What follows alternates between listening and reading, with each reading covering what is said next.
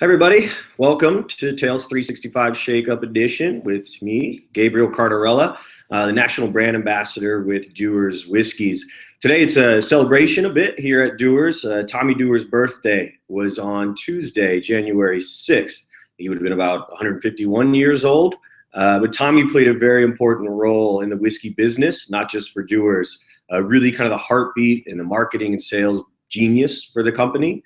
But I wanted to first talk a bit about Scotch in general and why Scotch is so important to the whiskey category, and certainly for me as one of the connoisseurs of whiskey, or whiskey geeks as you may call them, why I love and so passionately love to represent a brand like Dewars. First, if you look at the history of whiskey, really Scotch's popularity didn't begin until about the mid 1800s. Now, people were making whiskey in Scotland. They were making certainly single malt Scotch in Scotland, but not like you would know it today. Back then, most of the whiskey that they were making was being sent off to places like the lowlands of Scotland and into other parts of the UK to be rectified into other spirits. Really, at this point, single malt whiskey was most importantly inconsistently made, which made it unmarketable. People couldn't put their names on their bottles or represent a bottle that they weren't quite sure what they were going to get every time they were making it, which certainly makes a brand very difficult to market at that point. But it was really aggressive. It was really harsh and really painful stuff to enjoy at this time, which certainly hindered its popularity. And even if you were to visit places in like Perth in Scotland, people were drinking cognac and they're drinking Irish whiskey. So they're opting for more of these lighter styles of spirits at this point. And it wasn't until these few barons of whiskey, if you will, started to enter the business and really start to make a push to get people to start enjoying whiskeys, which were blended whiskeys that became the most popular at this time. Now today, blends represent 90% of the Scotch business. So most of the whiskey that people are drinking are to this day still blended whiskey. But back then it was really a strive to make whiskey consistent in character. And people like John Dewar, one of these few what they call whiskey barons, are the people that started to pioneer this art of blending whiskey to make it much more palatable, but also to make it a marketable business. What John did is John was actually born as from a farming family just outside one of our towns where our distillery is located. That's the heart of all of our blends, Aberfeldy. And what John did is he marched and walked to Perth, where he started to work at his uncle's shop as a joiner, where he started to learn the craft of blending different spirits, blending teas, blending different wines, blending different herbs and spices, etc. And he worked with his uncle, honing and learning this craft of blending these different spirits and other spices, etc. But what he did is he broke apart from his uncle. In 1846, he opened up his own wine and spirit store. And this is where he started to apply his skills as a joiner to the whiskey category. And what John would do is he would take those whiskeys that people were making that were either A, inconsistent in character, or B, perhaps illegally made in character and a really aggressive stuff, and he would layer those whiskeys in a way where something became much more enjoyable and also much more palatable. So John had one goal clearly in mind, and it was to get people drinking Scotch. And he really was one of these few pioneers of that industry to really allow the character of whiskey to be most appreciated by blending them. Now, you also have to look at it from a standpoint of supply and demand. The art form that arises with blending, it is such an incredible art form, blending, is even to this day, single malt whiskeys would not be in business if it weren't for blends. Because master blenders will use whiskeys from all over Scotland to make their own particular whiskeys. And it wouldn't be, if it weren't for blends buying the majority of these, it would really be a big problem for the industry. Blended whiskey is really made from a number of different whiskeys. If you look at Dewars, our whiskeys are made from up to 40 different whiskeys. But at no time is this one set recipe. The job of a master blender, it's the same way John did it back then, it's the same way that Stephanie McLeod, our 7th master blender, does it today, is to take different whiskeys and make that flavor profile consistent. Make sure the aromas are always the same aromas when you nose the whiskey. When you taste the whiskey, the mouthfeel is always consistently the same and the flavors are always consistent. John was one of those few pioneers that would use these different whiskeys that people weren't quite sure what they were going to get. Not always using the same whiskey, he was able to create his own unique character. So think of a master blender today as the guardian of that flavor profile, the guardian of that portfolio of whiskeys. Stephanie's job is to be that guardian of Dewars White Label, to make sure that Dewars White Label tastes the same as it did if you were to open that bottle back in 1899 when White Label was created. Now, this was before John. When John opened his store in 1846, he was certainly making a number of his own whiskeys at this time, and the demand for them started to grow as people were starting to realize that blended Scotch was quite good, really palatable, and starting to opt away from the lighter Irish whiskeys and start to move away from the cognac, certainly thanks to the big bug over there in Europe.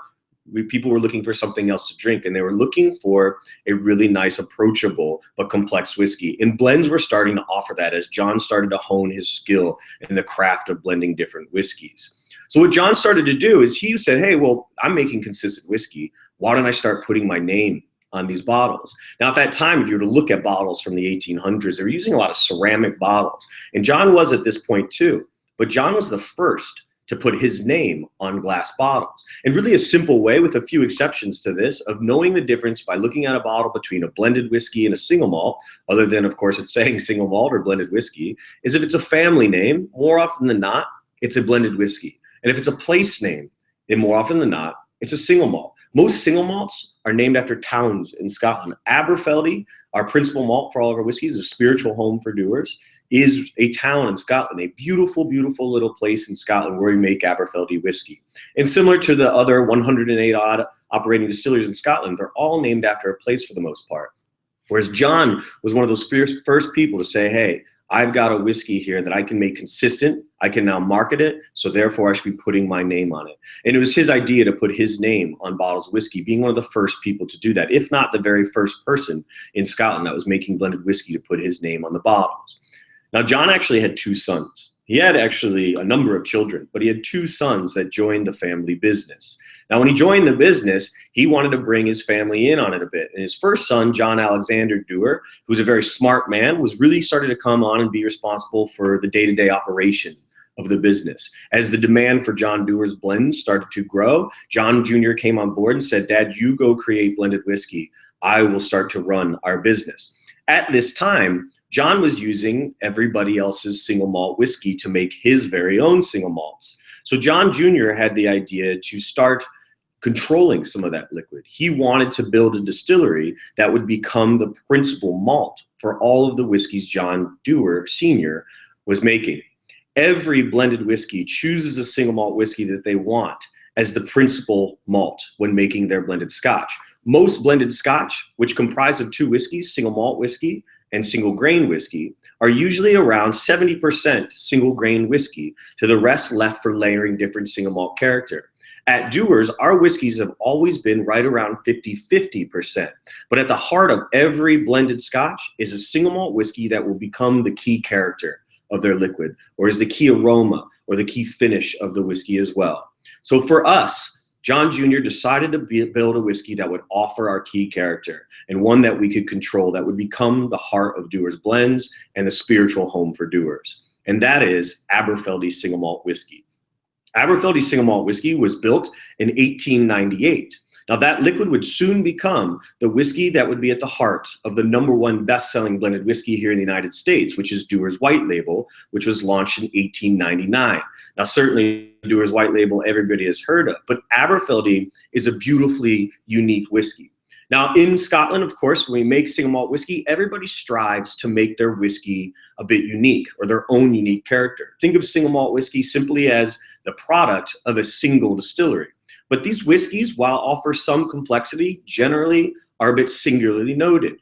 And they're all striving for some unique character. And a great way to think of these whiskeys is to look at the various regions. Now, these lines are starting to blur a bit, meaning you can make a honeyed style whiskey in the Speyside region, or you can make a peated style whiskey in the Highland region as well.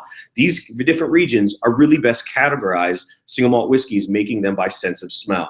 Now, in the Highland region, where Aberfeldy is located, Aberfeldy is literally known as the heart of Scotland. It is about an hour and a half just north of Edinburgh. It's smack right in the middle of Scotland, in the Highland region of Scotland. Now, where Aberfeldy is located is just outside Perth.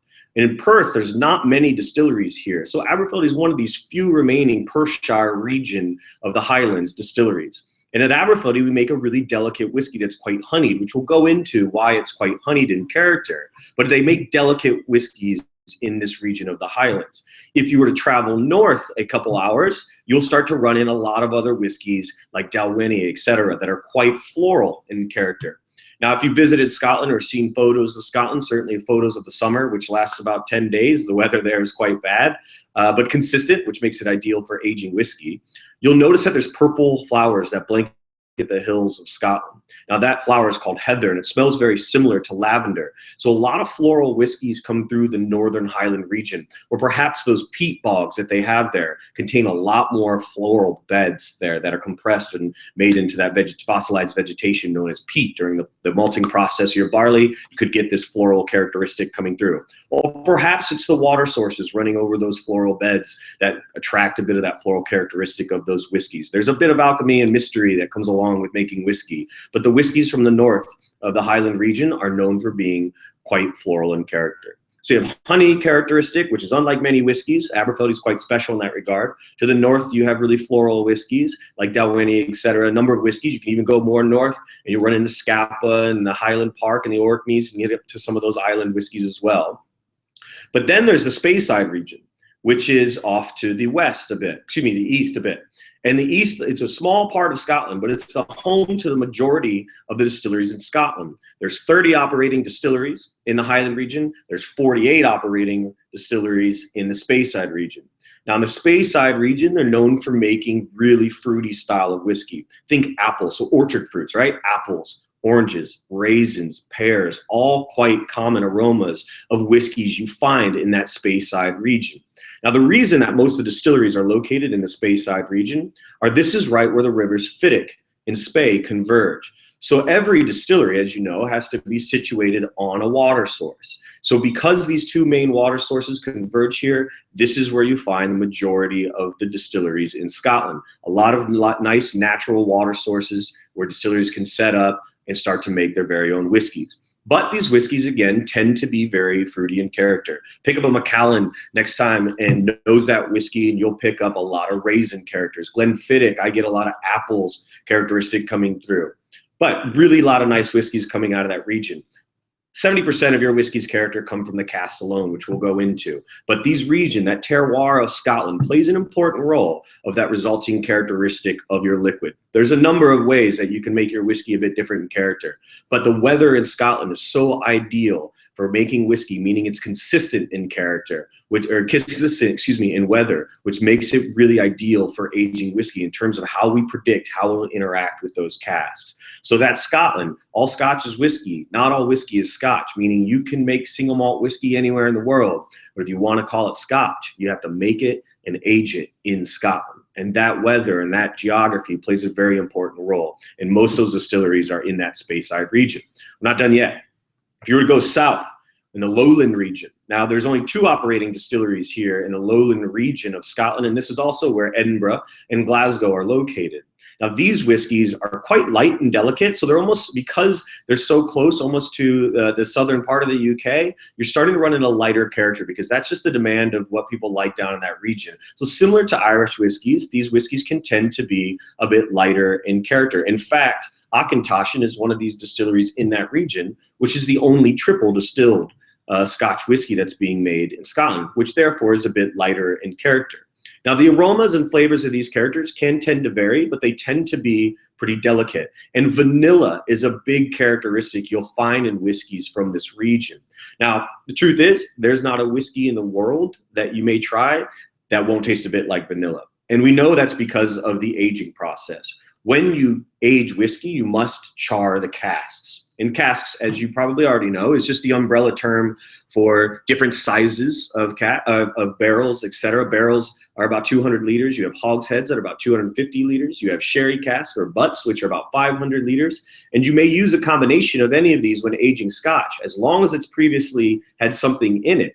But when you char these casks, what you're doing is you're caramelizing natural sugars in the wood. So when you char that, you caramelize those sugars, tannins start to release into the liquid.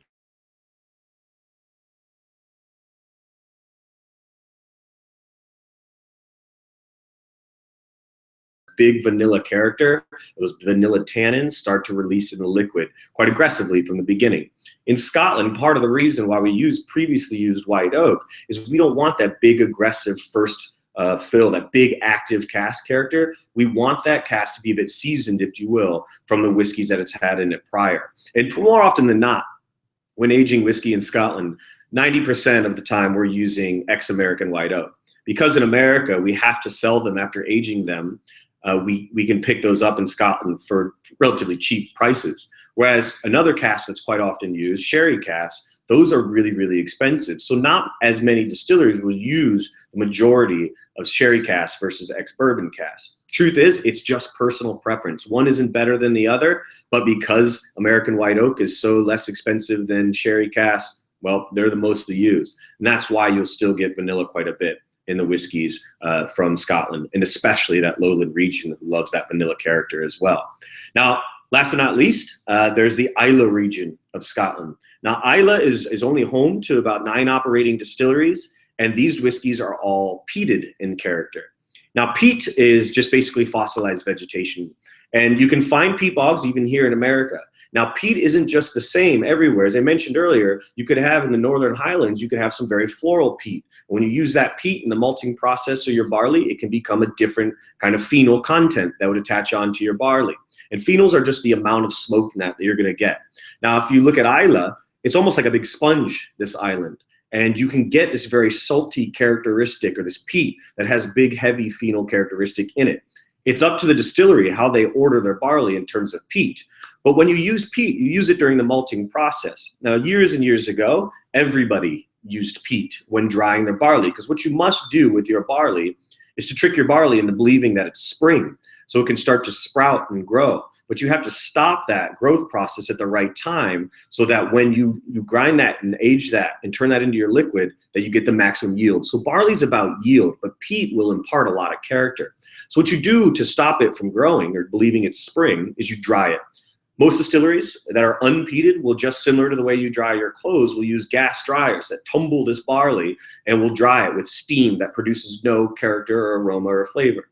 But if you have peat, these big peat fires resting under these perforated floors where this wet barley is ready to be dried, that peat smoke will rise and dry that barley, and what you'll find is that it's quite medicinal in character. Peat used to be used to heat homes as well. It burns quite low at very low temperatures. So it's a fuel source for cooking, for heating homes, and certainly for distillation as well. But if you want a peated or heavy phenol characteristic to your whiskey, use peat, because what that happens is that medicinal character, or iodine, kind of, I've heard it all. I've heard burning hospitals, I've heard Band-Aids, all of that characteristic that you find really starts to attach onto that barley. Even through distillation and maturation, you'll have a very peated or phenol content whiskey. Now it's up to the distillery. So you can have a big, like Octomore, you can have a big 120 parts per million phenol content, or you can lower that. And some great examples of some whiskeys, if you don't like a big medicinal characteristic whiskey, try Bowmore. Bowmore is one of my favorite single malt whiskeys that offers a really nice, almost barbecue peated characteristic to it.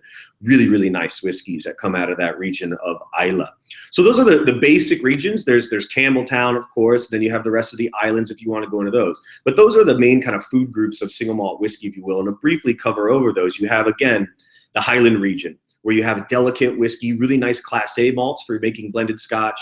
You have the Speyside region, which is home to the majority of the distilleries in Scotland, which are really kind of fruity in character, orchard fruits. Lowland region, a couple distilleries there, really delicate as well, a lot of vanilla characteristic. And then you have Islay, which is the home to about 9 distilleries right now that make peated whiskeys or medicinal whiskey character. So those are the whiskeys that master blenders have to choose from. Now, a big misconception, though, with whiskey is people that will say often, I don't drink blended whiskey, I only drink single malt whiskey. Well, to which I answer, no, you drink blended whiskey. Now, the truth is every single malt is a blended whiskey. That's how they're consistently the same. But think of single malt as this, the product of a single distillery. So all the liquid you find in a bottle of Aberfeldy or a bottle of Macallan or a bottle of Balvenie, et cetera, is from one single set of stills in Scotland. Now, if you look at blends, if it's complexity of characteristic you want, then go for blended whiskey. At Dewars, our blends are made using up to 40 different whiskeys. And most blends are a number of different whiskeys from all over Scotland. So we're using almost half the distilleries in Scotland to make our whiskeys. We layer those whiskeys in a way, and then we age them after we blend them to allow them to marry their characteristic together to where you have a big bouquet of character. You'll get those nice sweet notes from Aberfeldy. You'll get the nice floral notes from the north, the Highland notes, etc., from Speyside notes as well. And you'll really get a nice bouquet of characteristic. That's what you're striving for in making blended Scotch like Dewars. But don't be fooled. Single malts are blended whiskey. Unless it's single cask, those are blended whiskeys. Back to Aberfeldy. The way we make Aberfeldy really, really special is fermentation. Fermentation times can vary throughout distilleries. Most, however, around 45, 55 hours. At Aberfeldy, we're at 70-hour fermentation time, which encourages honey notes to come forward, which makes Aberfeldy a really, really approachable, really delicate whiskey, and offers a characteristic unlike many other whiskeys in Scotland. Because of that long fermentation, we encourage a lot of rich honey notes that come forward in our whiskey. So have a try of Aberfeldy sometime to see what I mean. Big on the nose, a lot of honey, a little bit spicy and characteristic. But that honey note's really important as it relates to Dewars, because that whiskey, since we built that distillery, that's been the heart of all of our blends, from Dewars White Label all the way up to Dewars Signature, that honey note really gives Dewars its key notes that we're striving for, whether it be the first nose aroma you pick up or whether it be the finish of that whiskey as well. So that distillery was built by John Jr., the first son to join the business, to become the heart of Dewars White Label. Now, Dewars White Label was launched in 1899, and we didn't launch another whiskey till 2003 with Dewars 12. So we hadn't launched a lot since then, but now we have a whole bouquet of whiskeys. Now we have 12, 15, 18 signature. But again, that whiskey was made, that Aberfeldy whiskey was made to become the heart of those distilleries. So John Jr. was busy running Aberfeldy and running the business at a demand of John Dewar's blends as they were growing. But it was his younger brother, Tommy Dewar, who we're really celebrating this week because of his birthday on Tuesday, who was really the heartbeat of the brand. He was the soul of this whiskey, the marketing and sales genius of the company. And Tommy joined the company in his early 20s. And the first thing he wanted to do, he was a young man. He said, "Dad, I want to travel. Let me go with our samples of your beautiful whiskey and take them all over the world and start generating some business, establishing some partners for us to help our business grow. We need to become a global brand." So the first thing Tommy did is he had nothing but a bunch of samples. He went down to London. And he had 2 sales leads. He was no salesman yet. He was just starting out. But he did have a few sales leads thanks to his brother's contacts in London. Didn't quite work out for him out of the gate. First guy was dead. Second guy was bankrupt. So Tommy actually had a tough go. But he eventually set up office in London. And from there, he actually struggled quite a bit. People didn't want Tommy Dewar there. They didn't want a Scotch there. They had their own spirits there. They didn't want Scotch coming down there setting up business. But Tommy was a very, very big, charismatic character. He was the guy that when he walked into a room, you felt it. You knew Tommy Dewar was there. And he was a really very big, friendly individual. He really just wanted to make friends for the business, and he knew how good the liquid was, and he really just wanted to grow the business that his dad created. He eventually became sheriff of London. He owned one of the first cars in London as well. He was a very popular man. He even spent most of his adult life living out of the Savoy Hotel. Not a bad gig, living out of that hotel for the majority of your life. Now, Tommy, the second thing he did, he said, all right, let's go around the world. So the first thing he did is he went on a 2-year sales journey. And he went to 26 different countries. And during that 2-year journey, he found time to appoint 32 new agents and importers for Dewars Whiskey, quickly growing Dewars from that small brand out of the offices in Perth in 1846 that John set up to a very large global brand, having agents established all around the world, quickly starting to get orders to the London office for Dewars Whiskies as the popularity of them were growing. Now, Tommy especially loved at this time the United States, especially New York City. The entrepreneurial spirit in New York at this time in the late 1800s was really buzzing. And Tommy had one goal there, was to get Scotch, get whiskey from Scotland to be popular during this entrepreneurial time here in the United States. So he set sail for the United States. And an interesting thing that Tommy did, again, to his creative marketing genius, is he put letters in bottles as he was sailing. In empty Dewars bottles, he put notes. If you find this bottle, write our distillery and we will send you a case of whiskey. Now, many people found these bottles, and he certainly made true to his promise and sent those cases of whiskey to people. But this is just a taste of some of Tommy's creative advertising and marketing. Now, he eventually made his way to the United States, and he made some very powerful friends in the U.S. Andrew Carnegie was a great friend of Tommy Dewar, and Tommy knew that Andrew had some very powerful friends here in the United States as well, and he leaned on Andrew a bit to help him generate a bit of business. So he asked Andrew how he could get his help, and Andrew introduced him to the Lipton family. So the Liptons became great friends of Tommy's as well. But Tommy knew that he had a very powerful friend that was very important to the American business, important to the American people as well. And one of Andrew Carnegie's great friends was President Harrison. So Tommy had tried to convince Andrew to get some whiskey to the president. And he never succeeded in that while in the United States. But after Tommy said his goodbyes and went back to the UK, went back to Scotland and told his dad of the business he had generated, and his dad was very thankful of the business that was starting to come through. In fact, he hired a master blender, A.J. Cameron, our first master blender, started to work alongside John Dewar. What he found he came home to was a letter from Andrew Carnegie waiting for him. And the letter read, which we have on display in Scotland.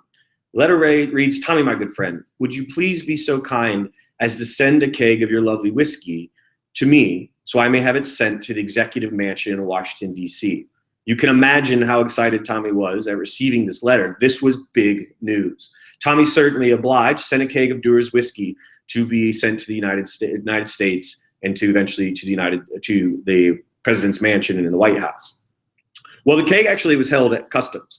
It was held at customs for a number of weeks because the customs officers had no idea what they should do with this keg of whiskey. They didn't understand why whiskey from the UK, from another country, should be coming in, especially going to the president of the United States.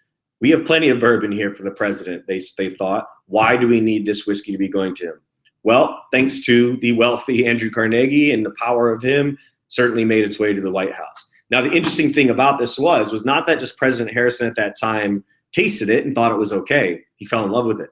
Dewars became his favorite whiskey. Now, Tommy didn't stop there. He got news that the president received our whiskey, and he got news that the president actually loved this whiskey. So Tommy, in a bit of creative controversial here and a help from a few great friends, took this one step further. Tommy said, all right, time to write the press. So Tommy wrote the press, anonymously tipping them off that the president of the United States was drinking a whiskey and loved the stuff. His favorite whiskey was a whiskey not from the United States, but a whiskey from Scotland called Dewars. And the press jumped all over this opportunity to question the president's patriotism during this time. So they released an article the next day. Shock, horror. President Harrison caught drinking a Dewars, or a whiskey called Dewars, and he loves it, etc. I'm not quite sure what the whiskey said. But it backfired for the press a bit because the press thought that the American public were going to jump on board this unpatriotic act from the president. And they thought that they wouldn't buy this stuff. They thought that they would really find this unpatriotic and they wouldn't drink Dewars. But they went out and they thought if the president's willing to drink this stuff, it's probably pretty damn good. But they didn't just go out and buy a little bit of it. They went out and bought it by the bucket loads. They bought so much Dewars whiskey that we quickly became, and proudly to this day still remain, the #1 best-selling blended whiskey here in the United States, which is really authentic and something to be quite proud of. I failed to mention at the beginning, please, any questions during this seminar, please stop me. Let's have a conversation about Tommy, whiskey, whatever you'd like to talk about. This is our hour to talk about all things Scotch and certainly the history of whiskey. So please feel free to ask questions if you may. I have it enabled so you may do so. Please, by all means, shoot questions my way if you'd like. But back to Tommy. So Tommy was obviously thrilled about this fact that he got president loving the stuff, and it grew bigger beyond his belief. And with the help of a little bit of creative controversy and the help from a few great friends, Tommy really was able to generate a big business for Dewars. And it made us the #1 best-selling whiskey here in the United States. And there's some things that I love about that, actually. People love talking about Americana here in the US and the things that we love American-made.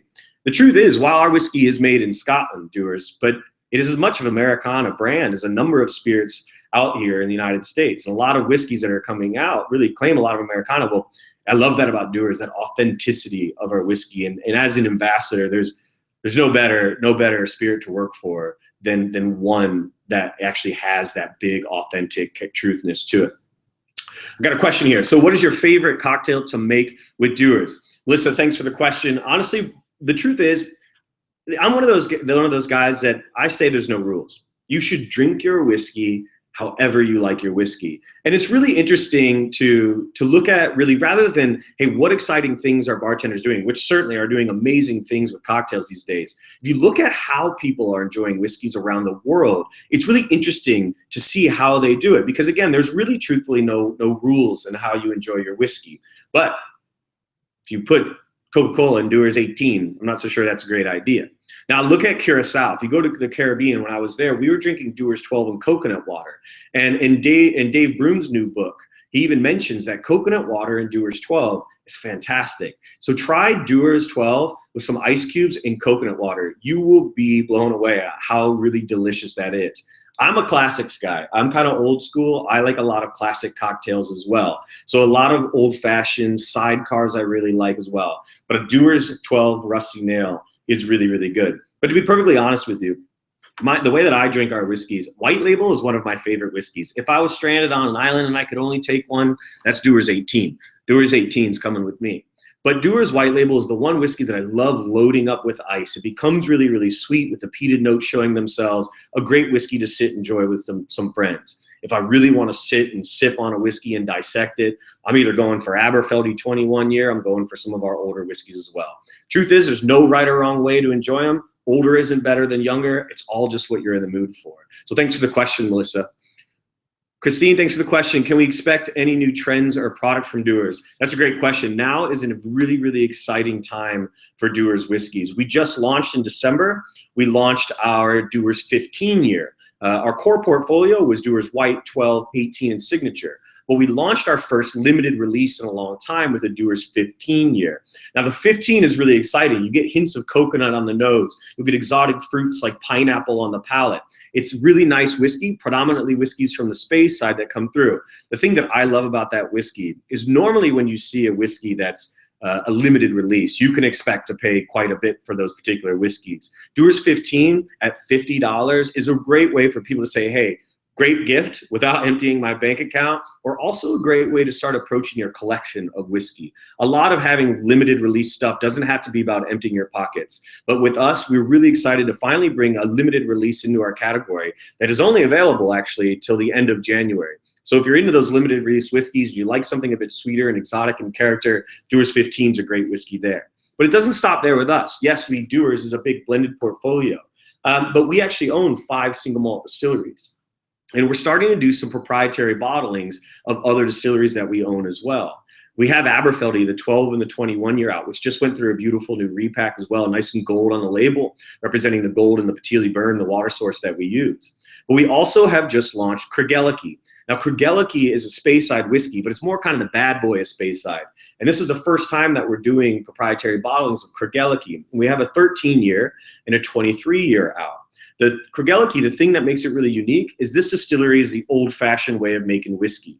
This whiskey, we still make it using worm tubs. So as you know, worm tubs create with less copper contact during the condensing of that spirit vapor back in a liquid. That means a big sulfury character. So this whiskey has a really big kind of struck match character, or like a firework just went off, that aroma that's lingering after that smoke comes through from a struck match or firework. It's really discernible. You'll see what I mean when you taste it. So we're doing a proprietary bottling of that, but you'll see that that whiskey's character is really, really unique, non-chill filtered, no caramel coloring added to it, really the old school way of making whiskey, that Craigellachie that's out. Now, not only that, we own 3 other distilleries. So you can expect bottlings throughout the year of Altmore, which is a really nice, delicate whiskey. We also have Glendevron whiskey, which is Macduff. We also have Royal Brackla whiskey, which is the first whiskey to ever win a Royal Warrant. So we've got some really exciting times, Christine, with our whiskeys coming out. So it's really exciting for us at the moment, not just with our blended portfolio, which is continuously growing. And if you haven't noticed, our new repack that's coming through, we wanted to get a hold of a bit more of that authentic feel that Dewars is.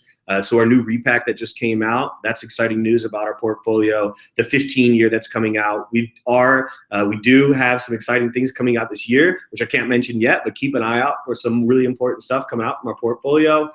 And then, of course, the single malts as well. Moving forward, we're launching a number of great whiskeys, not just in the blend portfolio, but the single malt portfolio as well, which we're really, really excited about. So thanks for those questions, you guys. So back to Tommy, just kind of finishing up about Tommy.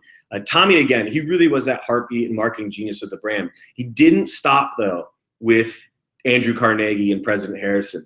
Tommy was really a big marketing genius, and he has these things which we call Dewarisms, which are just these really witty quotes from Tommy that we just remember from day to day. And one of the ones that relates really well to marketing was Tommy once said, "If you do not advertise, you'll fossilize." And that was really, really smart to think that back in the 1800s, where there wasn't any really television adverts going on and print stuff. There was no color printing really going on at that time. So it was really minimal at that time. Well, Tommy actually commissioned the very first commercial for a drink product, arguably the very first commercial for a product, period. But you can find it on YouTube. If you YouTube Dewars commercial, 1898, you'll see this beautiful commercial that Tommy created. It's not exactly cutting edge stuff by today's standards. You probably wouldn't see it on a halftime show at a Super Bowl, but it really was back then. What Tommy did is he created a 52-second clip of three Scotsmen dancing around ridiculously in their kilts and a sign that says John Dewars and Sons behind them.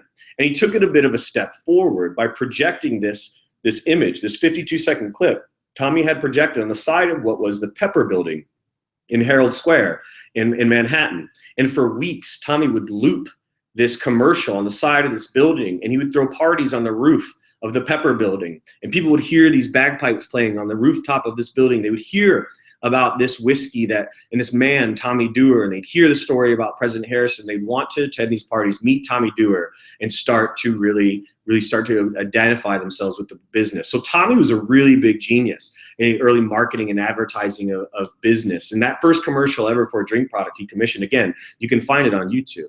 I have another question here. What are great food pairings with Dewars whiskeys? Great question. You can pair whiskeys with a number of things, whether it be with cigars, you can pair them with food, you can pair them with sweets as well. One of the great things about our whiskey is we have the range of characteristic that people likes. And with our white label, this whiskey is the only whiskey in our portfolio that has peated characteristic in it. And then all the way up to our Dewars Signature, which has big chocolate oak characteristic from age coming through as well. Now, the best way I say to pair food is pair it by pairing the body of the food with the body of the liquid.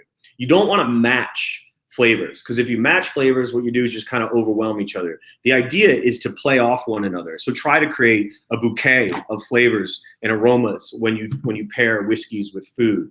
So with white label, you have a very delicate light whiskey with some smoke to it. So that's a great whiskey to pair with, say, sushi. I really like it with sushi. Wasabi, kind of spicy notes pair really well with a nice fish characteristic of, say, like a tuna roll. Really, really nice with some nice whiskey that has some peated characteristic in it. Chocolate, always a winner. And cheese is always a winner as well with whiskeys. Dewars 12 is fantastic to pair with, say, your more medium-bodied dishes as well. So not like a big, bold steak characteristic, but maybe, again, like a fish dish or some chicken, things like that are a bit lighter, a medium-bodied character. Dewars 12 has a lot of oak characteristic that comes through with some citrus notes, pairing really well with some meaty characteristic dishes. Now, when you get into 18 and Dewars Signature, these ones are pretty interchangeable with your main courses and your desserts. I love Dewars 18 with main course. Try Dewars 18 with its really nice marzipan characteristic, big rich toffee characteristic. That pairs really, really well with a steak. In fact, we recently did a dinner pairing in Missouri where we poured over flaming Dewars 18 on the steaks. It was quite a nice treat, and the steak was fantastic as well. Dewars Signature is this big, almost coffee, big chocolate characteristic. Even creme brulee, Stephanie McLeod, our master blender, says with this particular whiskey, really starts to come through in the finish of this one, big and long and lingering. So really nice dessert characteristics or pairings with that go really, really well with chocolate and ice cream, etc. So those pair really, really well together. But it's all about experimenting. It's all kind of personal taste. But I would say, again, I would match big, bold characteristic whiskeys with big, bold characteristic and flavored foods, lighter whiskeys with lighter foods, etc., and medium body. The beautiful thing about our portfolio is we really have something for everybody. And that's what a nice portfolio should be, is you should be able to have single malt whiskey, a whiskey that's big, bold for single malt whiskeys. You should have a whiskey that's good for peated whiskey drinkers. Or even it's somebody that's ready to approach into the category and doesn't want to be turned away with too heavy of a whiskey. You want something nice and approachable. The beautiful thing about our whiskeys, because they're married in oak, meaning we age them after blending to make them really smooth and rounded, they're all quite approachable. But we have whiskeys for any level of whiskey drinker, if you will, or for whatever taste you may find yourself, which is really, really nice in our portfolio. So the truth is, it's a liquid to lips business. You just got to try them. in our portfolio, you'll be quite surprised with our whiskeys and how complex they are and characteristic. But hopefully when you do try them, you really enjoy them, because there's some nice whiskeys in our portfolio. Thanks for the question. That's a great question. Finishing up on Tommy. So Tommy, again, kind of the marketing sales genius for the family, and hopefully you raise a glass of Dewars to Tommy, because without him, Dewars certainly wouldn't be a very popular brand here in the U.S. And Tommy really was that marketing genius for the company. So the World Traveler, there's a book actually out as well. You can find copies of it on eBay. Tommy wrote a book about his journeys around the world. He went on 2 world trips that took him about 2 years each, and he wrote a book called My Ramble Around the Globe, which you can certainly find copies of that as well. So I hope you enjoyed a bit of the story about Tommy. I hope you certainly go out and find time to look at that commercial on YouTube about Tommy Dewar, and you enjoy our whiskeys, whatever way it is you may like to enjoy our whiskeys. One thing I didn't mention about 15-year, try 15-year with some green tea. In China, that's how they often like to drink their whiskeys. And it sounds a little bit odd, but if you have a whiskey on the rocks, like a light whiskey like Dewars 15, that's nice and buttery in character, then match that with a nice matcha green tea on the rocks, you'll love that whiskey. That's a nice cocktail. So experiment with different ways to enjoy your whiskeys. But again, there are no rules when enjoying your whiskey. And finally, the one thing that I just like to say is the beautiful pack that we have that just came out, and the whiskeys that we have coming out, a really nice representation of the authenticity of Dewars. I love that our story wasn't created in a marketing department, that it's one that we actually has some true authenticity to it. And I really love representing that story. So there's plenty of stories to share. So hopefully when I see you either at Tales this year, I hope you come up and talk to me a bit about Tommy Dewar, or ask about some of the other stories. That there's certainly a handful of them that I love sharing with them as well. As kind of the modern Tommy Dewar, I certainly love sharing those stories. So I want to say thank you. Unless there's any other questions, please ask now. But thank you for spending your time with me at this shake-up, and thank you so much, Tales, for having me during the shake-up as well. It was a pleasure spending this day with you, and happy birthday to Tommy Dewar. Slàinte.